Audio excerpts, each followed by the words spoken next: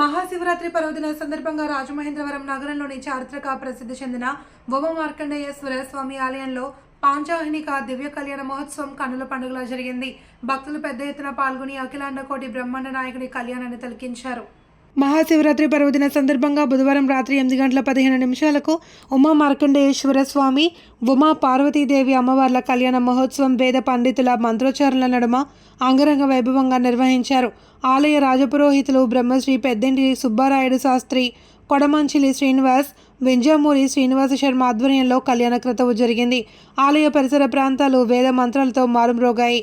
భక్తులు భారీగా తరలివచ్చి స్వామి అమ్మవార్ల కళ్యాణ క్రతువును తిలకించి తీర్థ ప్రసాదాలు స్వీకరించారు.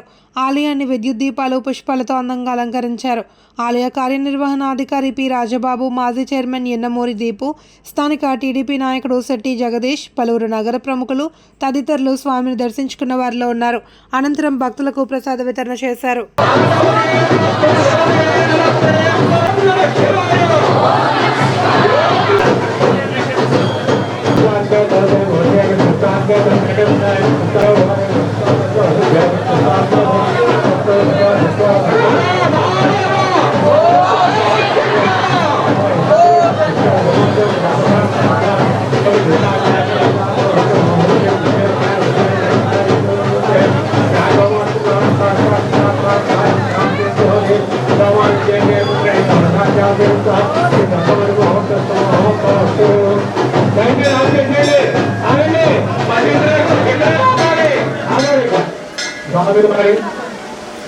यथा